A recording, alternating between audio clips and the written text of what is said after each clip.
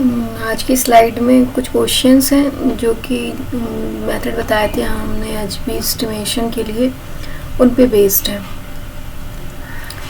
तो इसमें देखेंगे कि जो हीमोग्लोबिन एस्टिमेशन के लिए जो मेथड यूज़ करते थे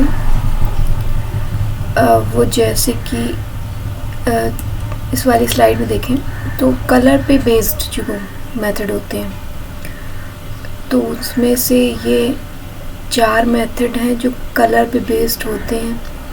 एक सैलीस एसिड हीमेटीन मेथड हो गया, एक साइनामेट हीमोग्लोबिन मेथड हो गया, एक ऑक्सी हीमोग्लोबिन मेथड हो गया, एक अल्कलीन हीमेटीन मेथड हो गया। इनमें से इन दो के बारे में हमने डिस्क्राइब किया था ब्रीफली, बट इन दोनों के बारे में भी कुछ नहीं बताया आपको। बट ये चीज़ बताई गई है कि ये भी कलर पे ही बेस्ड हैं और इसका प्रिंसिपल बाद में आपको और बता देंगे। फ़िलहाल अभी इन दोनों पे जो क्वेश्चंस बनते हैं उन पे थोड़ा सा देखेंगे। और ये आपको पता होना चाहिए कि ये जो 4 मेथड हैं वो कलर पे बेस्ड हैं। तो इसमें पूछा गया है क्वेश्चन कि in which method of haemoglobin estimation any instrument is not used. तो एक रेयर सा क्वेश्चन बनता है जो एक याद कर लें आप या फिर उसको अपने माइंड में रखें कि जब ऑप्शन आएगा इस तरीके का कि ऐसा कौन सा मेथड है हीमोग्लोबिन एस्टिमेशन करने का जिसमें कोई इंस्ट्रूमेंट ही नहीं यूज़ करते, तो उसमें टॉलक्विस्ट मेथड एक आता है, उसको आप टिक कर देंगे। इसी तरह दूसरा क्वेश्चन है which instrument is used in oxy haemoglobin method and cyanmet haemoglobin method of HB estimation. अब इसमें पूछा गया कि ऑक्सी हीमोग्लोबिन मेथड और साइनामेट हीमोग्लोबिन मेथड में एचबी एस्टिमेशन किस इंस्ट्रूमेंट से करते हैं। तो हमने आपको साइनामेट के लिए बताया था कि कोलोरोमेट्रिक मेथड यूज करते हैं। इसमें फोटोमेट्रिक भी बताया था कि उसमें 540 नैनोमीटर की आपको रेडिएशन की ज़रूरत पड़ती है, जिससे कि आप साइनामेट हीमोग्लोबिन जो एक स्टेबल फॉर्म होता है आयरन का, उसको मेज़र करते हैं। इसी तरीके से तीसरा क्वेश्चन बेस्ड है in which method of HB estimation haemoglobinometer is used.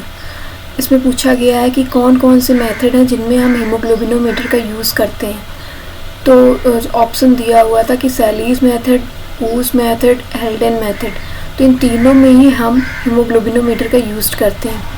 आपको टॉलक्विस्ट और वूस और हेल्डेन मेथड के बारे में थोड़ा जो भी जानकारी है वो बाद में बता देंगे। वैसे इसको याद रखने की ज़रूरत पड़ेगी कि इनमें हीमोग्लोबिनोमीटर यूज़ होता है और टॉलक्विस्ट में कोई इंस्ट्रूमेंट यूज़ नहीं होता है।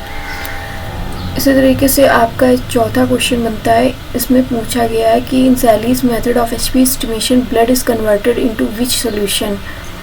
आपका जो ब्लड हम होल ब्लड लेते हैं उसको 20 माइक्रोलीटर बताया था कि आप होल ब्लड लेते हैं N/10 HCl के साथ, तो वो किस में कन्वर्ट हो जाता है, तो एसिड हीमेटीन में कन्वर्ट हो जाता है। इसका दूसरा नाम ही एसिड हीमेटीन इसीलिए रखा गया। अब पांचवा क्वेश्चन है कि which haemoglobin is detected by Sahli's method. तो कौन सा हीमोग्लोबिन आप डिटेक्ट करते हैं इसमें, तो ऑक्सी हीमोग्लोबिन डिटेक्ट करते हैं, क्योंकि ऑक्सी हीमोग्लोबिन होगा क्योंकि वो एयर के प्रेजेंस में है, तो ऑक्सी हीमोग्लोबिन ही डिटेक्ट करेंगे। इसमें कुछ नोट्स के लिए आपको कुछ बताया है कि in Sahli's haemoglobinometer least count of HB similar to 2 gram per DL।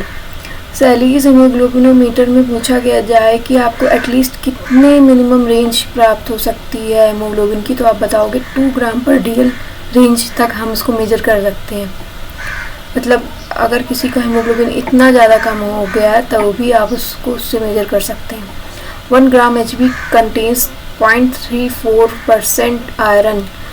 तो अगर किसी क्वेश्चन में पूछा गया कि 1 ग्राम हीमोग्लोबिन में आपको कितना आयरन का परसेंटेज मिलता है, तो आपको बताएंगे आपकी 0.34% आपको आयरन मिलता है। Colour pigment present in haemoglobin is known as haem. Haemoglobin में जो रेड कलर का पिगमेंट पाया जाता है उसको हीम बोलते हैं, वो एक आयरन का फॉर्म होता है। Ferrous form of iron present in HB molecule. अगर कोई पूछे कि आयरन में HB में आयरन का कौन सा फॉर्म पाया जाता है, तो आप बताओगे कि फेरस फॉर्म पाया जाता है। In Haldane effect HB binds with oxygen and displace the carbon dioxide from the blood.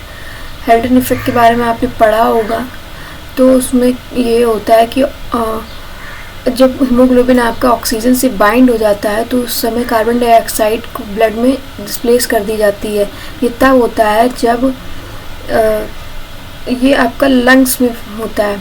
जहाँ हेल्डन इफेक्ट आपका लंग्स में होगा वहाँ पे HB आपकी ऑक्सीजन से बाइंड कर जाएगी और कार्बन डाइऑक्साइड बाहर एटमॉस्फेयर में छोड़ दी जाएगी। इसी तरीके से ये कुछ जनरल नॉलेज के क्वेश्चंस भी आते हैं, जैसे iron is absorb from duodenum part of the intestine. आप पूछा जाएगा कि आयरन आपका कहाँ किस पार्ट में अब्जॉर्ब होता है, तो आप ड्यूडेनम बताओ।